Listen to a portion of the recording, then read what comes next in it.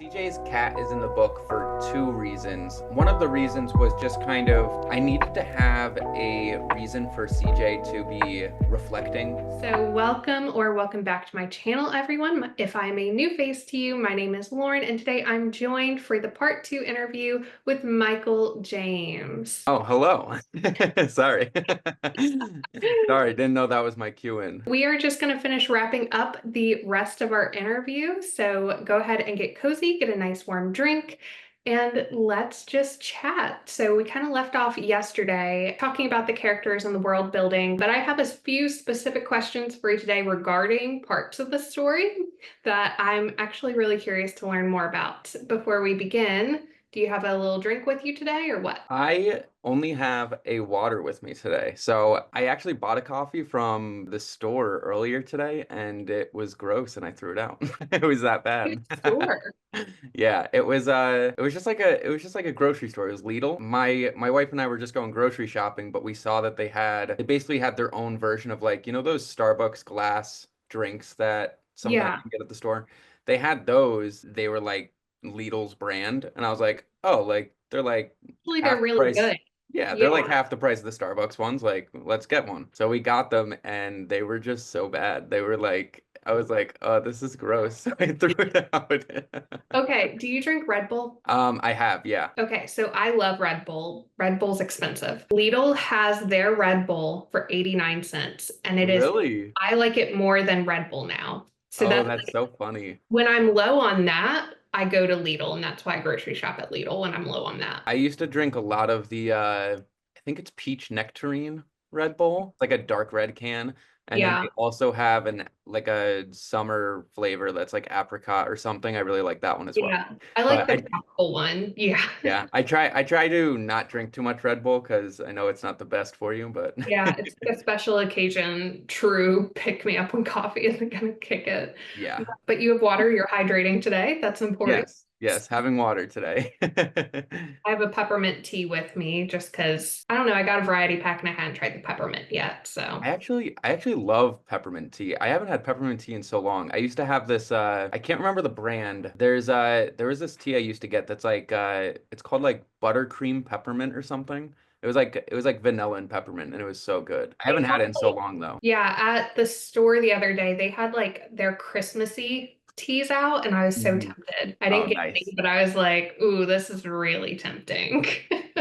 So CJ's brother and father had a strong impact on the story, from the chaotic childhood to the rules that still echo in CJ's head to the after effects of their childhood that his brother is attempting to cope with. Could you expand on why you created these characters so complex and why you added parts of the story in? As I kind of alluded to in the last interview, CJ has, I wouldn't say beef, but like he has a relationship with his brother that needs to be mended. And throughout the story, obviously they're working through their issues and their problems. A lot of that was kind of inspired from me and my brother not having a great relationship growing up. And Mhm. we're complete opposites. I mean, like to the point of like for lunch growing up, I used to eat jelly sandwiches. My mom would make me jelly sandwiches. Dave would eat peanut butter sandwiches. He would so neither of us ate peanut butter and jelly. I had jelly and he had peanut butter. Even opposites, like he liked red, I liked blue. He was good at basketball, I was good at soccer, like very, very much polarizing. So I wanted that to kind of be in him and his brother's kind of personalities. And that's why, CJ is more of like chill kind of dude where Adam is very much bouncing off the walls and just a little more Mhm. chaotic. So CJ almost can't handle him in some of the scenes. Specifically speaking about their father, I wanted it to affect them differently. So I wanted it to be where CJ kind of just bottled everything up and he was just like, the trauma that he dealt with, he just kind of like lets it sit inside of himself. He doesn't let it come out. Where Adam changed as a person because of the trauma at home. It caused him to rebel, it caused him to go down a path that you would have never seen him going down growing up. And that was very much definitely inspired by just like the life of my brother Dave and kind of like just the road he took in his own life. A lot of that is inspired. Not all the scenes are specifically inspired. I mean, we didn't have a traumatizing home like with their father, like my father is a loving father. But definitely Dave did kind of take a path that, nobody would wish upon anyone, but Mhm. thankfully he's came out of that. So that was kind of where that's kind of inspired from, and kind of why I chose. I just wanted them to be very much obvious opposites, and I wanted them to react to the trauma at hand in very different ways. One of them's bottling it up. The other one kind of rebelled because of it, and then when they finally talk about it, it's like it's awkward because one of them feels one way about it, one of them feels the other, but they're both dealing with the same problem. Okay, now going off of that, so there are specific scenes, and this will contain spoilers. If you haven't read the book, go ahead and read the book, and then come back to this video. How did you plan for CJ's father to die in the robbery? So yeah, with CJ's father dying there, I wasn't sure if he was supposed to die or not. Part of me even thought that maybe he shouldn't die, and that could be something that could play a role, maybe not in this book, but maybe in a future book. So I thought about that a little bit, and I wasn't sure if he should die there, but I felt like if he didn't die, then the feeling of regret and guilt wouldn't be there. For CJ's character specifically, like even though he had an abusive relationship from his father, he still felt guilty for his father's death. His father blamed him for it. His father said, this was your responsibility to do this hit and run at this robbery, and you didn't do it. And now that I'm taking your place and I got shot because of it, it's your fault. So that's Mhm. kind of the voice in CJ's head. And I felt like if his father never actually did die, then it wouldn't be as impactful. So I did kind of plan that his father should have to die. Or if he wasn't going to die, I was thinking about being arrested, but I just didn't feel like it had the impact of a death would. Because with that blame, he kind of still feels that even with his friends in this whole situation. So that does make Right. a lot of sense. Yeah. Right. And that's why he kind of like holds a lot of this guilt back. He doesn't tell people about it because it's not just that he has a troubling past of like doing things he's not proud of, but he has a troubling past that on top of that he's guilty for because Mhm. it cost his father's life. I will just say, just kind of a sidebar, I really liked the flashback moments in the book, like when we did go back to his childhood, because it felt like it was in sepia tone. Like in Hmm. movies, the whole book, you can easily visualize like the whole story. It felt like watching a movie, honestly, which is like the best compliment I can give to a book.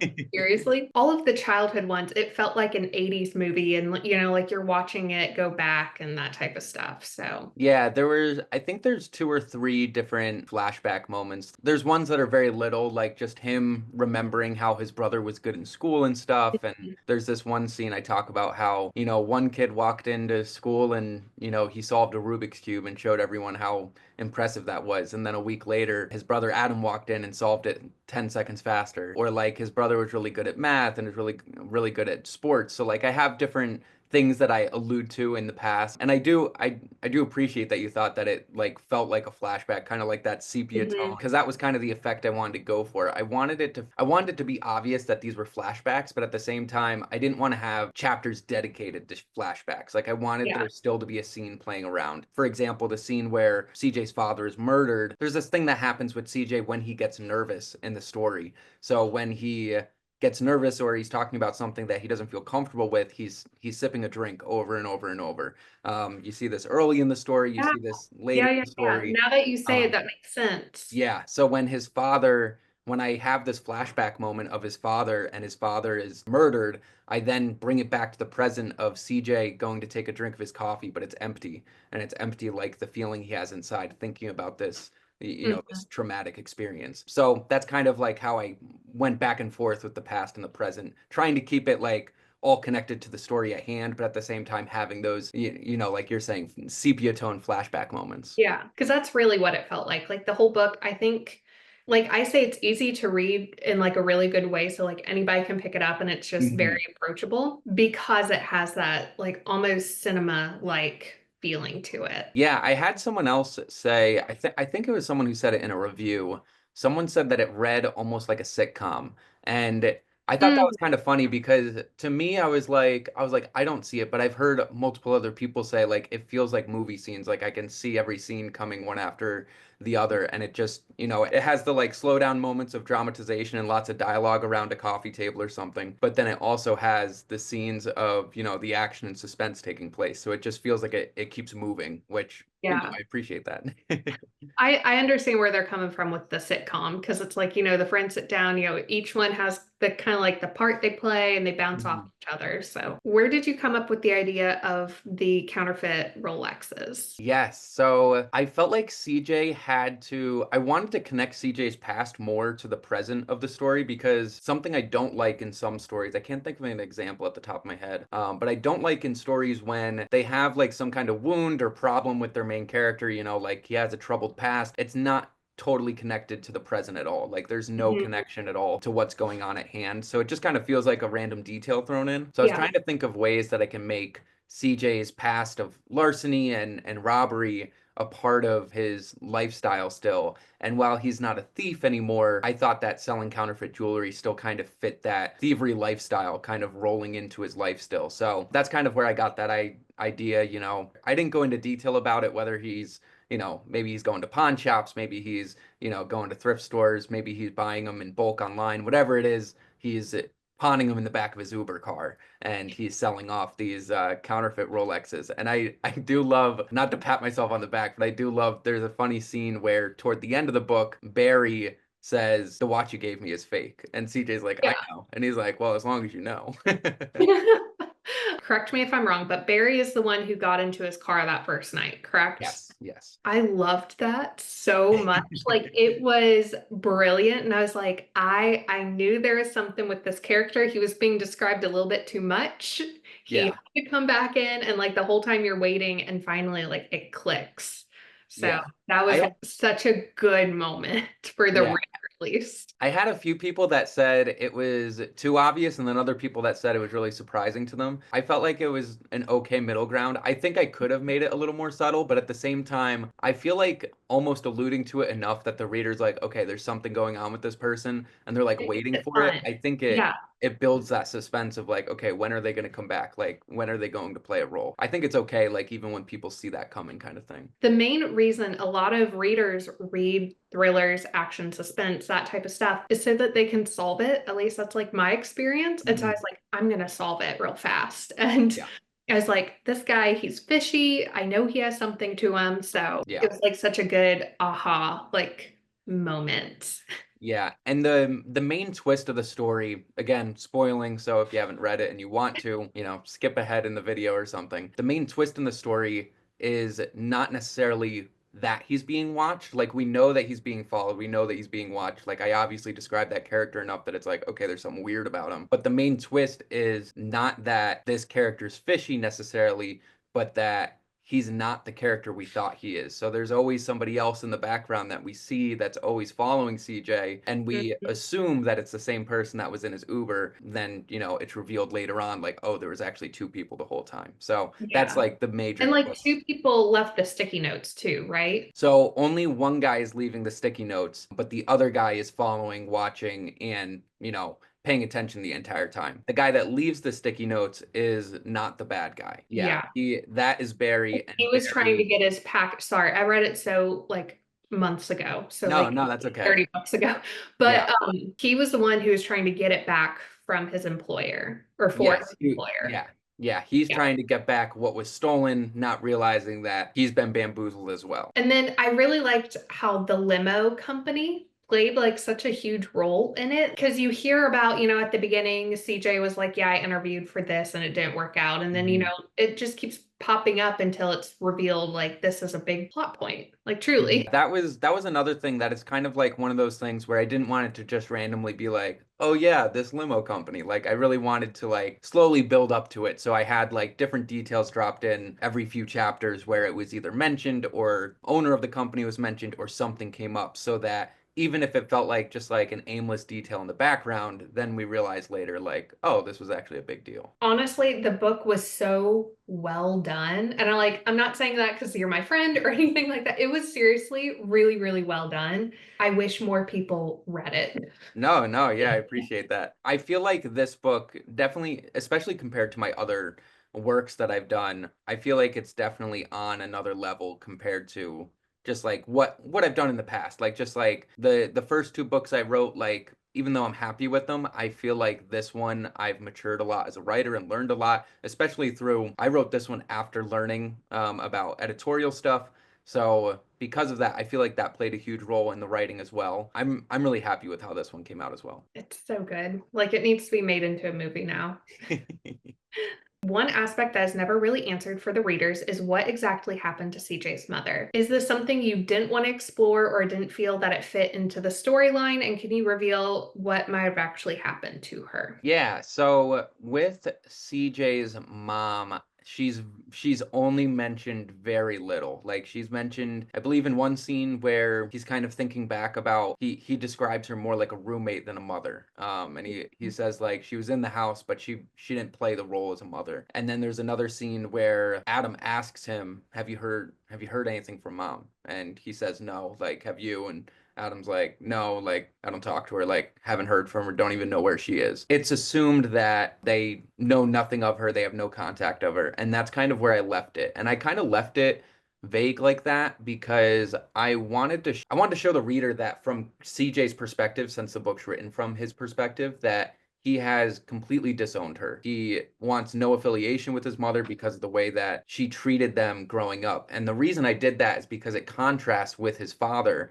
who, even though his father abused him, his father would always tell him he loved him. He would always take care of his boys. You know, he was on the run with them for months. Even though CJ was abused by his father, he still felt attached to him. He still loves him. He still feels guilty for his death. Where his mother, she didn't even put in any effort to love them. So that's why she's mentioned so little. And I wanted to make it clear that it's like this big juxtaposition of how the person that was innocent in the sense that she didn't do anything necessarily to hurt him, but I mean, it is wrong that she neglected him. Mhm. Because of that, he wants nothing to do with her. But the one that did hurt him, he still loved him. CJ still feels guilty for him. So that was kind of like the big contrast I was trying to build there. What has happened to his mom in the background, I don't know. She's probably living with some guy doing who knows what. Okay, this was a big one for me, like a huge one, because I think this was the moment where when I was reading the book, I was like, yeah, I have to clear the rest of my day. Like, we're just gonna finish the book today. So one of the major moments for me was when I was reading this book was when CJ was in Wendy's for breakfast and he fell asleep. And I think you specifically mentioned Wendy's. Yes, yes. Yeah. He's sitting in Wendy's and he goes to charge his phone and then he realizes the chapter opens up with him waking up with a homeless guy reaching into his pockets. And Yeah. so then CJ realizes the homeless guy stole his phone. So he's like, "Great, I have no phone, no wallet, no keys, like no car." And he's just like Yeah. stooped over at Wendy's all upset.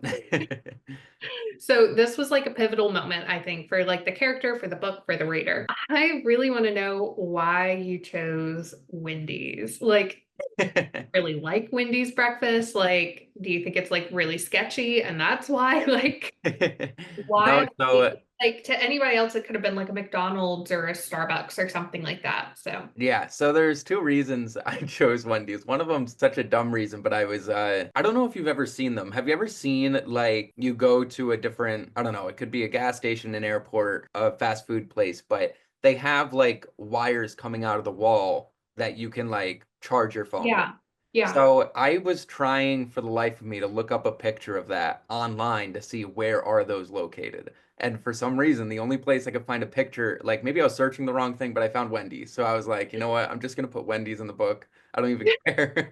So that was one reason. The other reason was this is really funny, but back when I lived in Scranton, there was only like three different fast food places. It was Mhm. Wendy's, McDonald's, and Burger King. And Burger King and McDonald's, in my opinion, up there were up north were gross. So like if we ever Okay. ate fast food, like I liked Wendy's more. But now that I've moved south, it's kind of funny that I hate the Wendy's here. So Mhm. I don't like eating Wendy's here. So now looking back, it's like, oh, why did I despise Wendy's? Why is Wendy's in my book? But it's whatever. That's really fun. Wendy's really like anywhere else, but that's okay. That's pretty I fun. Thank I you. yeah, I do remember joking with my wife that I was gonna put Arby's in there, but she's like, "Oh, Arby's is so gross. Don't put Arby's." And I was like, "That's the point." But Even worse than Wendy's. Wendy's do not come after me, please. They really should like sponsor your book or something. Yeah, they got it. If the book blows up and Wendy's is in the movie, then they better be sponsoring it. Okay, this is another one we can talk about. One of the characters that really hit home for me was CJ's cat. So, like, surprise. What was her name again? Mari. Mari. Okay. I think I kept thinking of like Mrs. Norris from Harry Potter. Yeah. Okay. It was really clever to use a cat in the way that you did because it ramped up the suspense because she simply had to survive. And if she didn't, I would have been like really heartbroken and yeah, I would have really been upset with you. Yeah.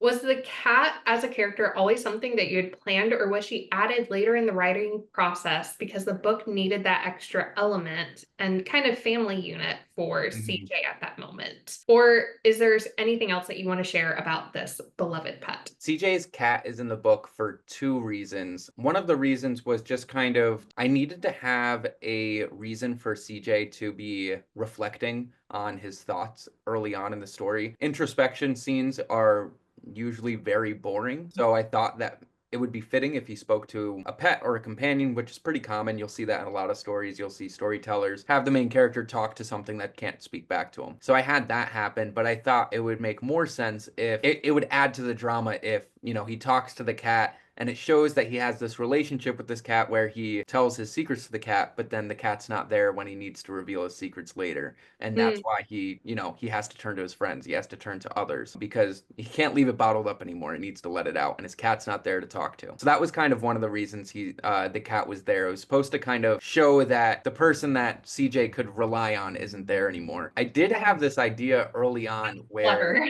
the cat would die. I I didn't though. I didn't do that because I couldn't. I thought too many people would be so upset about it. And Yeah, by I your I thought reaction, like I'm sure that would be. when she was kind of like disappeared for a little bit because he kept leaving the window open. I'm like, dude, don't leave your window open. Cats aren't smart. Like Yeah, mine isn't. Mine has no street skills. oh, that's so So funny. I was just like, dude, your cat will not survive. And then I was like, the blackmailer got it. Oh no, he got the cat. Yeah. So the idea at first was for his cat to disappear and then his cat to be for him to like, like for the blackmailer to like like raise the stakes by having the cat hanging from its tail and saying, I warned you, like, this will be you next, or I don't know. So I had this idea where the cat would die, but then I was like, oh, I think that would hurt too many people. I can't do it. Just Like, leave like little tufts of fur in the yeah, mail. yeah, couldn't do that. So didn't have the cat die, but then I actually forgot about the cat at one point, and I was like, oh shoot, like this I cat's think we still all in the did. story. So Yeah. then I had to make revisions to the story and add this cat back in where it Yeah. would fit, and I saved the day and have the cat come back in the ending. So His landlord. Where did you get inspiration for the landlord, or why did you add him into the story? Because, like, talk yeah. about. So Mr. Zhang is an Asian character that is from China. He is his landlord. He owns a pizza bar underneath CJ's house. He is just kind of a funny character to read just because I did my best to kind of really match the way he would have spoke English. Mm, This character is based off of someone I know, so a lot of the dialogue is very realistic. I did have a few people say like I think this is on the edge of racism, or like this could be taken the wrong way because, he mm, doesn't, for example, he doesn't use the word is, so he wouldn't say words like is or didn't, stuff like that. So he would say like, you owe me rent, like it's something like that. But yeah. basically, it gets that feeling across that he has broken English. And I had a few people say that, maybe you should not have that in the book. But since it was based off of someone I knew and I did a lot of research on it to ensure that I wasn't just making him like an idiot or anything. Like I was trying to be authentic to how he would truly speak. I left it in, but he is kind of like the sage, the wise sage type character. He seems like just like a grumpy old man for a lot of the book, but he has different. He gives little clues throughout. So there's this one scene where DJ asks him, "Hey, can I have a slice of pizza from the kitchen?" And he's like, "No, you've been making noise all day." And CJ's like, what the heck? I haven't been home all day. Like, what are you talking about? Yeah. So like he kind of reveals that detail that someone was in his house.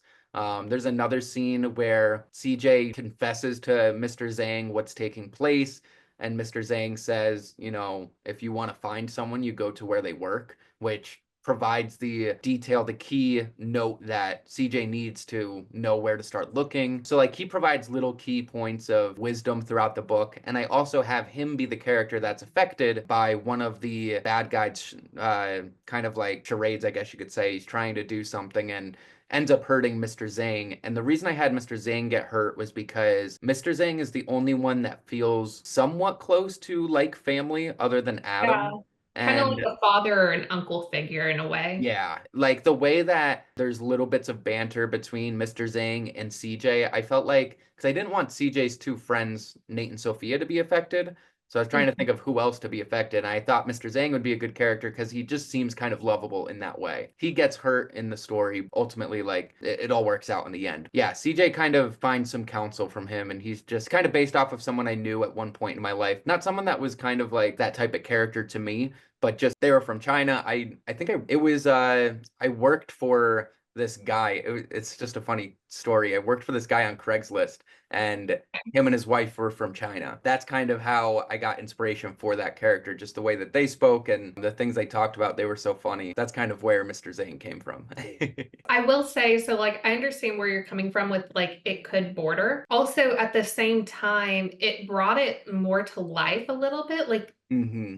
I think, like sometimes for me, it's hard to like hear a character's voice and like imagine what they sound like. But for that Right. character, it was so easy because like you have an example to some degree in your life of what it sounds Hmm. like to have Yeah. broken English, whether from hearing somebody speak or TV or anything like that. So that kind of brought another element to the story in a way, Hmm. imagining what they sound like. And then the dialogue from there like flowed really easily, at least in my head. So Yeah. is there anything that you think readers would find really cool that you would want to share or just interesting about the book that we haven't like really touched on yet? Or like little quirks throughout the book that you've noticed, like when you were mentioning like, oh, him constantly drinking when he's uncomfy. Yeah. Yeah. Yeah. And I was like, oh, I didn't realize that until you said it. But yeah. One thing that I did find interesting talking to different readers, just to give some context, I haven't personally done any illicit drugs, but I was around a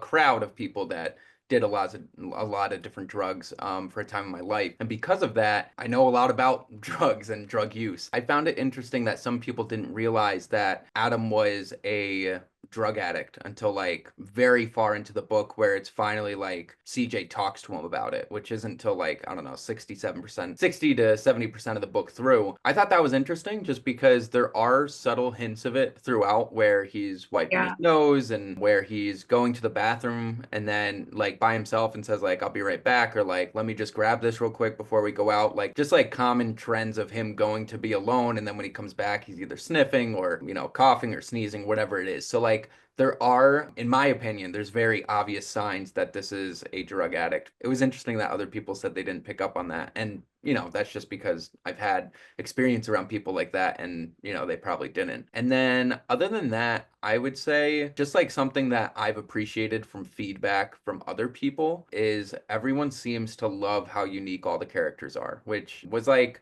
really appreciated feedback because as I said in our first part of this interview, I didn't want the story to feel just like a thriller. Like I wanted it like yes, it has thriller elements and it's very suspenseful, but it's very literary in the dramatization of this person's life and the characters are very dramatic and I wanted that to feel relatable. I wanted it to feel like you're sitting there talking to them like you feel like you know these people because that's something I feel like that's missing from a lot of thrillers.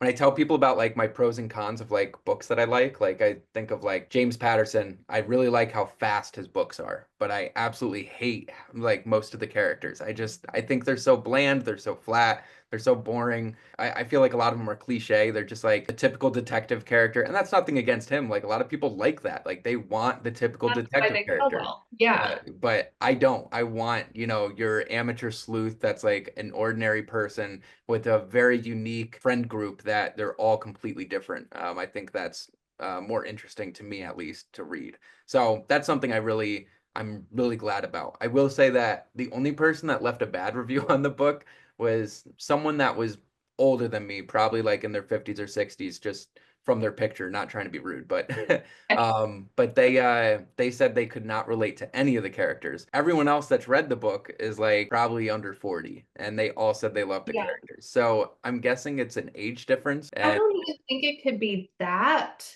because I mean, we have such a wide you have such a wide variety of personalities, and Mhm. it doesn't have anything to do with age.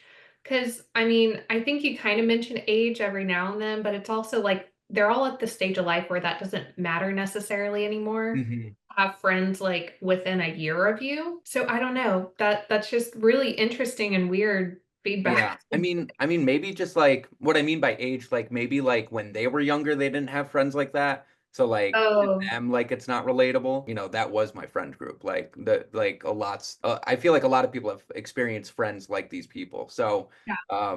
but yeah, maybe they didn't, and that's totally okay. No worries. For the most part, everybody really liked the characters, which was something that was the aim of the book. I really wanted it to be more about the drama and the emotional, just the relationships of these characters. I wanted that to play a huge role in this story, and then, obviously have the plot take place as well. Finally, if you don't have anything else to add, I feel like this one went by so much quicker. Yeah. Think we went through a lot yesterday. Finally, can you give us any hints at what's next for you? If you're working on another book, if you have other projects in the works, anything that you can share with us? Right now I'm working on a nonfiction book. I can't share too much about it. If you wanna know more, I touch on it quite a bit on my Instagram story. I post on there a lot and just take random videos, but so you can follow me there. But basically it's a book that has to do with the Bible and what is the Bible. So that's kind of a book I'm working on right now. For fiction, I've recently wrote a few short pieces that you can find on my support page, but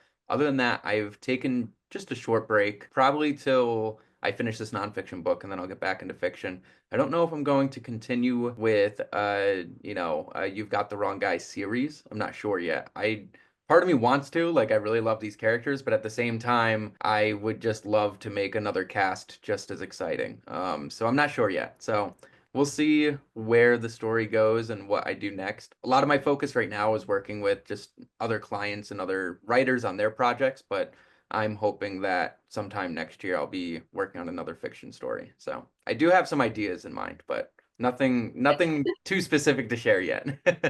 Nice. And so if anybody watching this video is a writer or an author and they would like to reach out to you about, your editing services, anything like that, how could they do that? You can find, I mean, I'm on YouTube, so you can find me there, Michael Jaymes, James with a Y in it. And so you can find my YouTube videos. You can also find me on social media or on my website. It'll probably be in the link of a link will probably be in the description of this video, I'm sure. So you can find everything there. But yeah, I'm all over the place. You can't miss me.